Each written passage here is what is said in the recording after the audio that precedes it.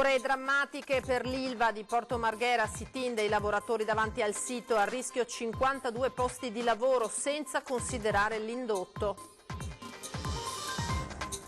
Il maltempo si è abbattuto sul veneziano, acqua alta a Venezia che potrebbe durare per tutta la prossima settimana, allagamenti con incidenti stradali a Portogruaro. Pesanti critiche dalla CGIL sull'iniziativa di Ca' Farsetti di assegnare 13 alloggi alle famiglie degli agenti della polizia locale.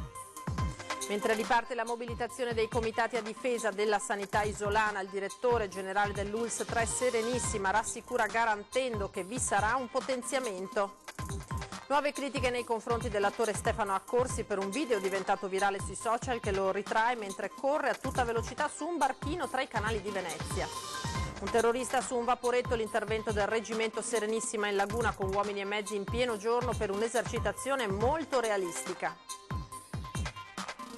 Da oggi Alda Merini darà il suo nome alla tanto discussa piazzetta di quartiere Pertini a Mestre, una scelta con un significato profondo.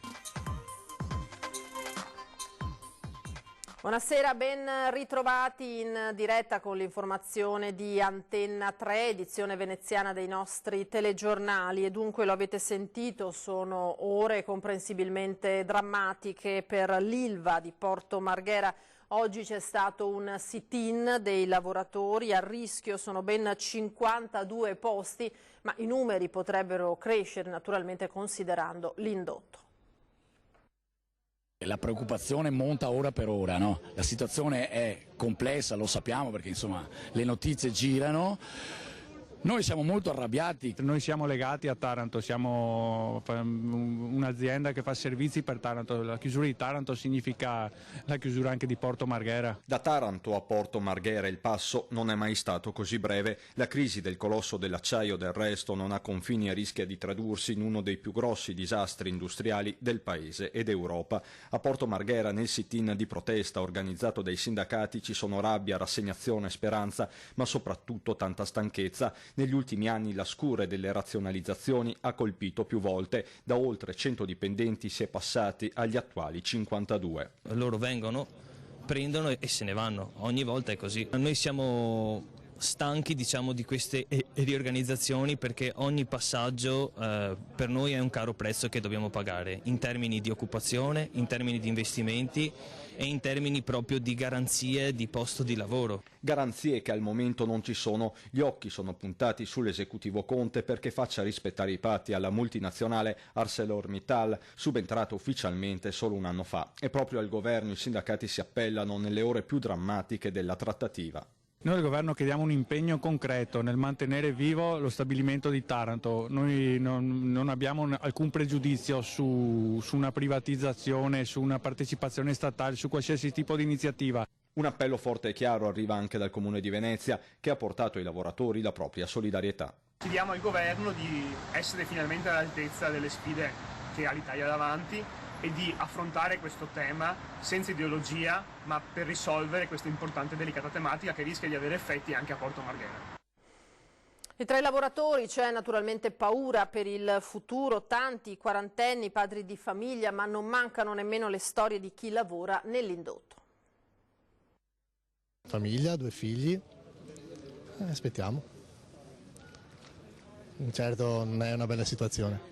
Lo stato d'animo dei lavoratori è pessimo perché pensavamo appunto di aver raggiunto un obiettivo, credevamo in questa impresa, ci crediamo ancora, speriamo che torni indietro, torni sui suoi passi per tornare sereni, noi e le nostre famiglie. Il primo pensiero è per i figli che crescono, poi per i mutui che non aspettano. Sono quasi tutti padri di famiglia i lavoratori dell'Ilva di Porto Marghera, età media 40 anni. I più anziani sono stati incentivati all'esodo nei precedenti piani di razionalizzazione, ora restano in 52, 40 operai, 12 amministrativi. La speranza è che si trovi una soluzione che per alcuni non può essere che la nazionalizzazione degli impianti. Gestita bene da persone che non vengono scelte da politici trombati e gente che sa fare sul lavoro, insomma.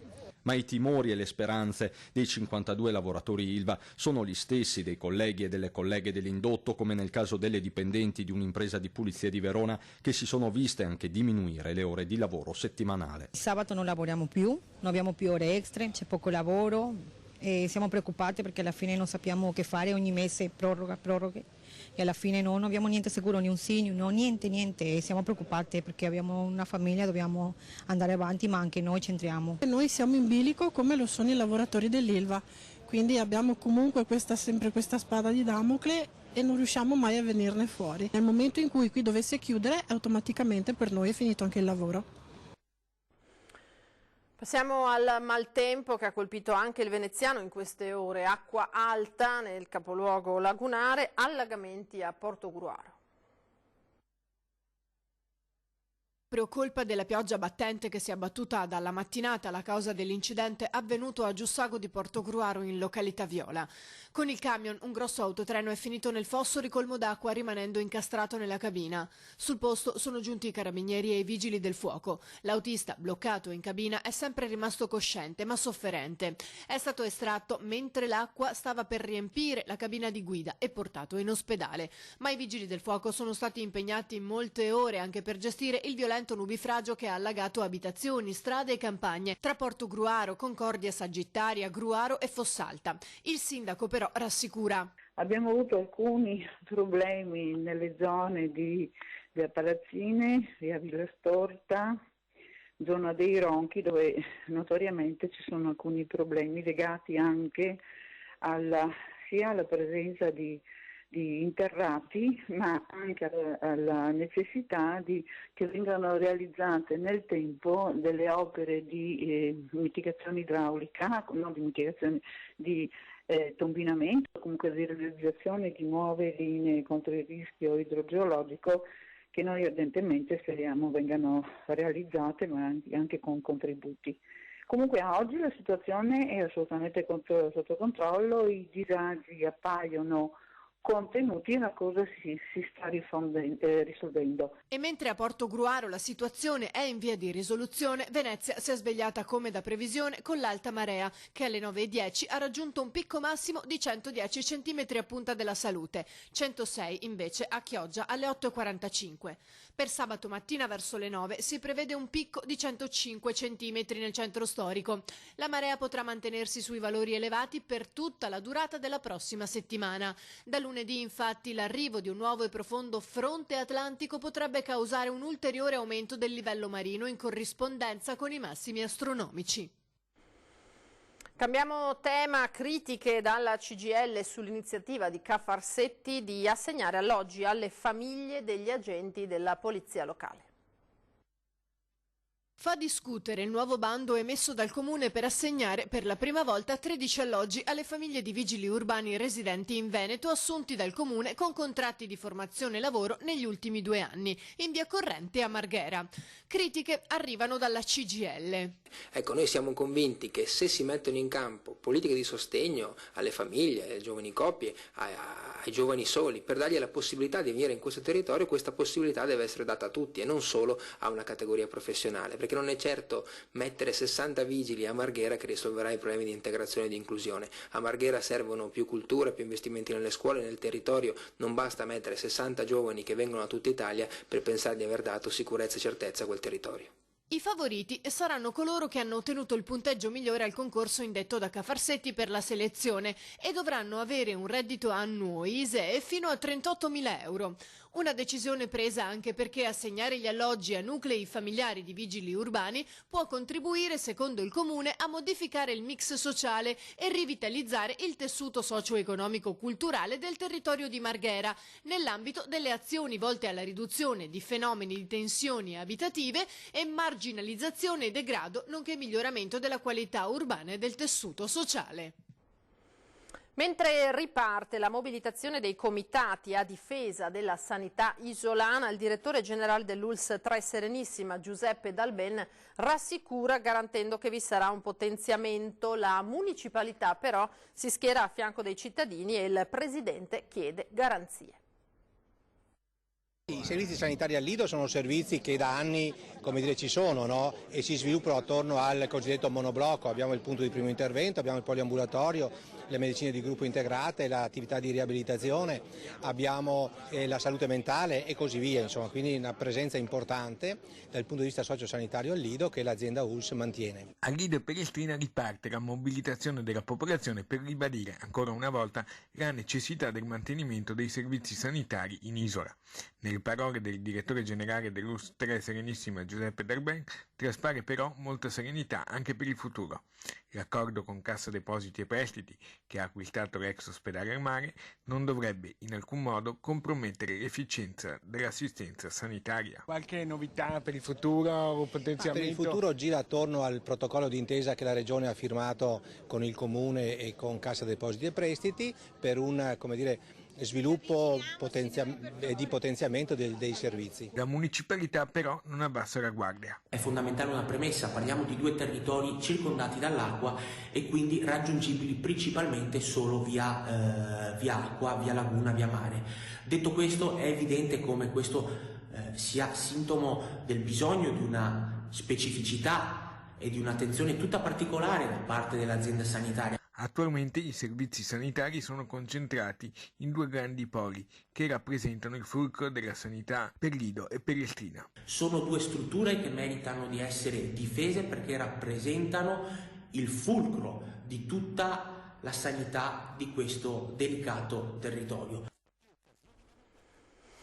Critiche per un video diventato virale sui social che filma l'attore Stefano Accorsi mentre viaggia a tutta velocità su un barchino tra i canali di Venezia. Sono bastati pochi secondi a far esplodere l'ennesima contestazione, diseducativo per i giovani, lamentano i contrari, e c'è il precedente, lo ricorderete, della pizza da asporto consumata nel cuore della notte in piazza San Marco.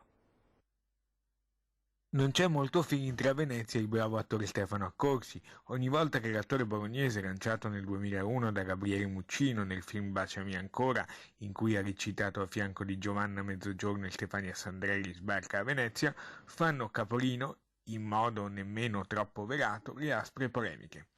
Un video di pochi secondi postato nel gruppo Facebook Venezia non è Disneyland ha agitato il mondo dei social. Filma l'attore mentre sfreccia a tutta velocità in questi giorni in laguna. Il fatto che Accorsi venga spesso a Venezia e si diverta e magari fa benissimo, però correre in laguna col barchino non è tanto un bel messaggio da dare ai ragazzini che si schiantano sulle briccole. Poco più di un anno fa, a settembre 2018, era stata una sua fotografia che lo immortalava dopo aver consumato una pizza da asporto in piazza San Marco a luna di notte durante la mostra del cinema, ad accendere una fervente discussione tra le categorie. Stefano Accorsi è un bel periodo che si interessa della nostra città con delle provocazioni, sì. Noi di Venezia Con dobbiamo star zitti perché di provocazioni ne facciamo tante. Confermata comunque la stima dell'attore. Lo apprezzo come attore, mi piace anche come persona e sicuramente gli piacerà venire qui a Venezia, però magari certe provocazioni può anche risparmiarsele, più che altro per rispetto per le persone che sono morte proprio per l'alta velocità in laguna, sui barchini. È naturale quindi più che mai porsi una domanda. Tra Venezia e Stefano Accorsi scoppierà mai la pace?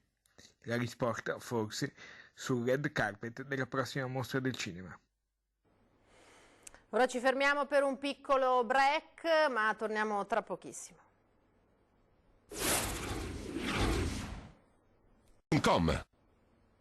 Eccoci di nuovo in diretta con l'edizione veneziana dei telegiornali di Antenna 3. Donne e giovani continuano ad avere grossi problemi di accesso al credito e fare impresa nel settore agricolo diventa così complicato. L'allarme lanciato dalla Confederazione degli Agricoltori. Ancora troppi giudizi e pregiudizi, nonostante in Veneto le imprese agricole al femminile siano quasi 95.000 su 480, l'accesso al credito è sempre più difficile. Questo vale per chi va in banca, ma anche per chi dialoga con gli enti pubblici. È il caso dei finanziamenti del piano di sviluppo rurale. Su questo fronte l'associazione Donne in Campo chiede impegni chiari alla Regione. Il PSR è un piccolo traguardo che dovremmo attuare. Nelle altre regioni ci sono proprio dei punteggi in più per le donne che lo richiedono. Invece noi attualmente non abbiamo nessun punteggio in più, anzi abbiamo anche delle problematiche in quanto la donna, soprattutto perché la donna lavoratrice non è solo donna lavoratrice ma anche mamma e figlia. E per i giovani imprenditori c'è anche un secondo problema, già oggetto di una trattativa in regione, quello della disponibilità dei terreni. Accedere ai terreni, che per noi agricoltori è fondamentale, perché noi agricoltori senza terreno non facciamo attività agricola. Da qui l'incontro a Venezia con Ismea, l'Istituto di Servizi per il Mercato Agricolo Alimentare, per parlare di finanza agevolata e start-up. Oggi la tematica non sono le idee nel fare impresa, ma è come finanziare l'impresa. E c'è chi ce l'ha fatta, come Cristina, imprenditrice a Meolo, che ha trasformato il terreno di famiglia da seminativo a viticolo, una scelta azzeccata. Con i miei fratelli abbiamo preso la situazione in mano, diciamo, e abbiamo deciso di cambiare completamente il tipo di produttività. Siamo contenti della scelta che abbiamo fatto. Ora in quartiere Pertini, dove la nuova piazzetta è stata intitolata alla poetessa Alda Merini.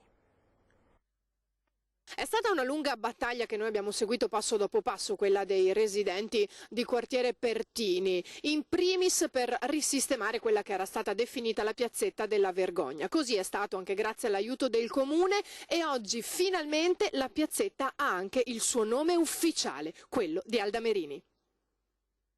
Chi la dura la vince e i residenti di quartiere Pertini lo sanno bene. Oggi quella che un tempo era la piazzetta della vergogna ha anche un nome scelto per un preciso motivo. Perché sposa appieno anche la filosofia di questo quartiere, che era un quartiere sì, che ha distruzione, vandalismo, ha avuto occupazione, eccetera, ma però ha anche un cuore enorme, come la Merini. Io credo che sia anche una testimonianza, l'importanza della richiesta del comitato del quartiere Pertini di intitolare la piazzetta ad Alda Merini, anche nella testimonianza che questa amministrazione può dare al fatto che le periferie non sono periferie ma sono il centro della nostra città e spesso e volentieri da qui nasce quella voglia di rinnovamento, quella sfida che come amministrazione abbiamo preso e abbiamo voluto accettare per cambiare quella che è la nostra città. E di passi negli ultimi tempi ne sono stati fatti molti. Abbiamo ridisegnato una periferia che era abbandonata a se stessa e che invece doveva e aveva voglia di riemergere. Il risultato è stato questo: campetti da calcio, di basket, la sistemazione del canale scolmatore, la piazzetta, adesso faremo anche l'area cani, insomma abbiamo ancora 3-4 cose da sistemare e questo diventerà il più bel quartiere di Mestre. Durante la cerimonia la lettura di alcuni brani di Alda Merini. E poi la vita ci insegna che bisogna sempre volare in alto, dove certe parole non possono offenderci, dove certi gesti non possono ferirci, dove certe persone non potranno arrivare mai. Un terrorista su un vaporetto, l'intervento del reggimento Serenissima in laguna. Vi raccontiamo di un'esercitazione molto realistica che ha esaltato le capacità di fare squadra all'interno dell'esercito italiano. Il nuovissimo barchino d'assalto del reggimento Serenissima taglia la laguna come un rasoio. Sul vaporetto è segnalata la presenza di un terrorista. I lagunari abbordano il mezzo di trasporto puntando la Browning, le mitragliatrici minimi e tutto l'armamento individuale.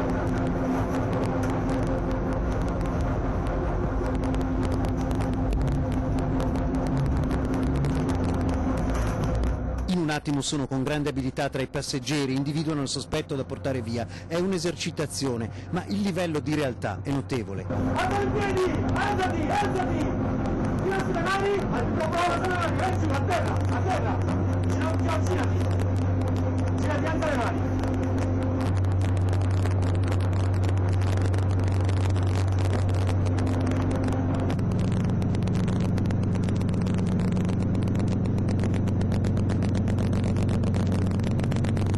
Come erano arrivati, se ne vanno, lasciando solo la scia.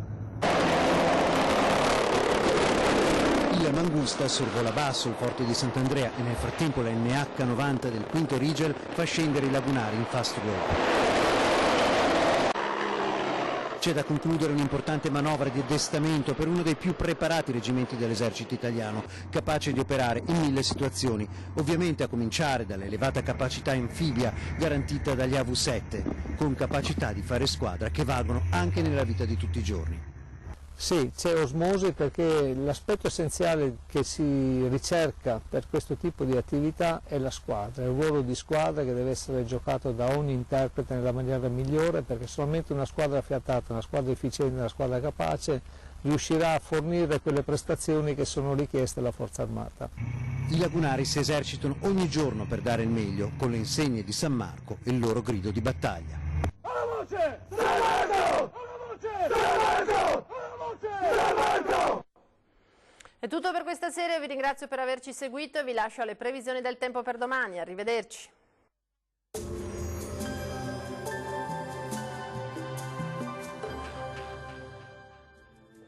Bentrovati al meteo. Dopo un venerdì con allerta meteo arancione diramata dalla Protezione Civile, forte maltempo e anche l'acqua alta a Venezia, il tempo torna a migliorare nella giornata di sabato 9 novembre. Sul Veneto sarà una giornata all'insegna di un ampio soleggiamento ovunque. Come vediamo, il cielo si presenterà sereno o poco nuvoloso, salvo per locali foschie al mattino sulle pianure, ma in rapido dissolvimento. Temperature stazionarie minime tra 2 e 10 gradi, massime comprese invece tra 11 e 14 gradi. Ci spostiamo ora sul Friuli Venezia Giulia, dove avremo ancora qualche occasionale pioggia al mattino, poi fenomeni in cessazione e anche qui tornerà il sole. Temperature minime tra 7 e 11 gradi, valori massimi compresi invece tra 13 e 14 gradi. Raggiungiamo infine il Trentino Alto Adige, avremo qualche nebbia sui settori meridionali al mattino, più soleggiato invece altrove. Temperature minime tra 2 e 3 gradi, massime tra 11 e 12 gradi circa. Bene, dal meteo di Antenna 3 per ora è tutto. Arrivederci.